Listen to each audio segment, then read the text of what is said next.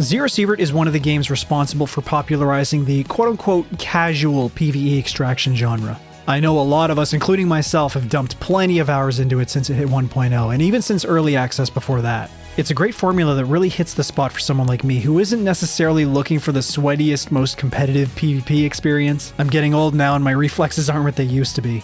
But eventually you clear them all for the 100th time and you start wondering what else is out there. Well, I've dug up 5 games that hit similar notes, plus an honorable mention, which I'll save for the end of the video. Some are pixel art, some are full 3D, and one is about ducks.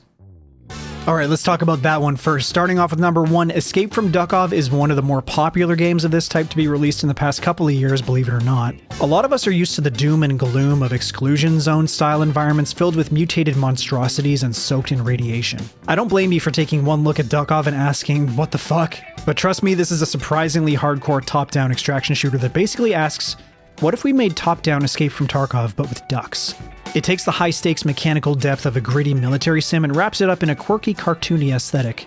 You've got everything you'd expect from the genre, deep weapon modding with 50+ guns plus all their various attachments, a hideout you have to build up, and NPCs giving out quests that'll test your skills in all kinds of ways. If you are coming from Sievert, you're going to feel right at home with the core gameplay loop. There's tons of enemy types and bosses to fight in Duckov, some of them take direct inspiration from EFT, and there was even an official crossover with EFT recently that added a bunch of new content. But other characters are pretty unique and help the game carve out its own identity in the sea of extraction games on the market.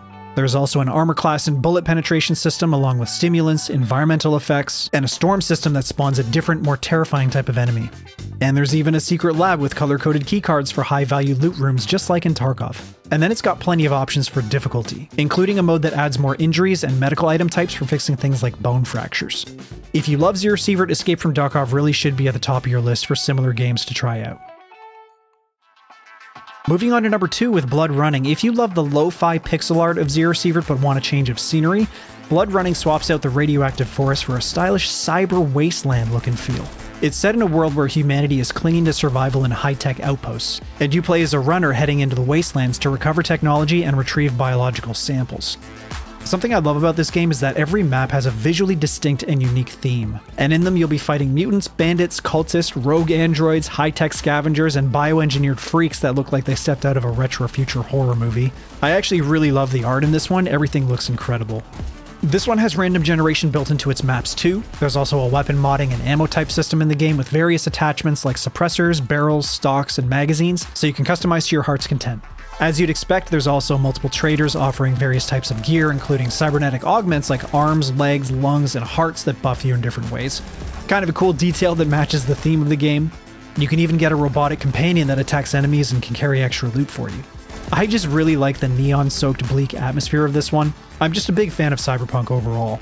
It keeps the gameplay loop and top-down perspective of Sievert, but gives you bright and stylish artwork that's really a feast for the eyes if you're into that kind of thing. I'm breaking the rules a bit for this next one, but it's for a good reason. Scavland is arguably one of the closest games on this list to the actual feel and aesthetic of Sievert, but it's not an extraction game. It's a top-down survival game set in a post-apocalyptic Soviet-era environment heavily inspired by the zone tropes we all know and love for these kinds of games. In this one, there's a mysterious mist creeping across the land that corrupts everything it touches. Very Silent Hill, except with radiation. Scavland really hits the notes of scrounging for scraps, cleaning rust off old rifles, and just barely surviving pretty well. It's got the common gameplay mechanics we like to see, like weapon jamming, faction-based questing, and an unforgiving world of horrors. There's aggressive bandits roaming around that'll turn you into Swiss cheese, and there's also mutated beasts, big and small, that'll rip you limb from limb if you wander too far off the beaten path.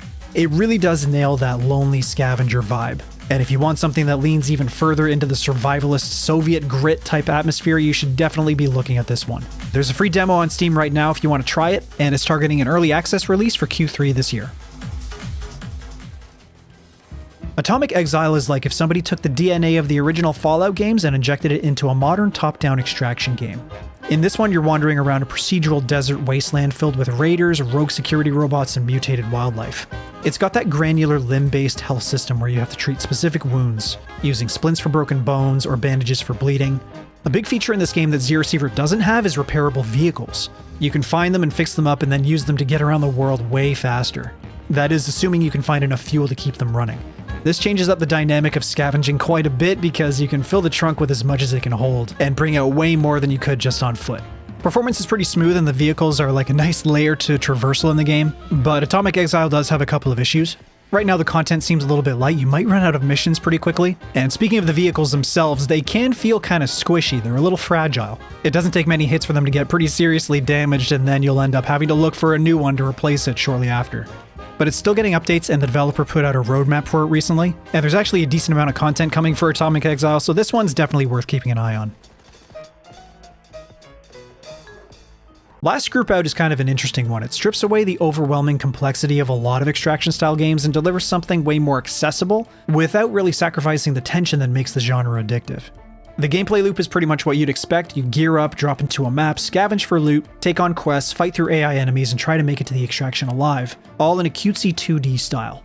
It's got all the weapon customization we expect. There's character progression, boss fights, and co-op multiplayer, which is a big feature. Co-op has been a big topic of conversation in the circles that I follow recently. It's also fully Steam Deck compatible, which is great, but all that said, it's not without its rough edges.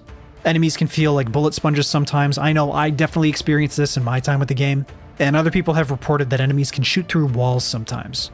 The hunger and thirst mechanics can feel kind of bolted on rather than purposefully designed, and the map selection can feel a little thin depending on how quick you blast through the game. But for now, Last Group Out seems to be genuinely fun and promising, and the developer is still updating it now even 4 years after release and actually seems invested in making it great. Alright, now we're getting to our honorable mention. If you want the brutality of an extraction shooter but you like to take your time and think, Quasimorph might be the game for you. It's a turn-based sci-fi extraction RPG set in a dark corporate-run future where you control clone characters fighting across space stations and planetary bases.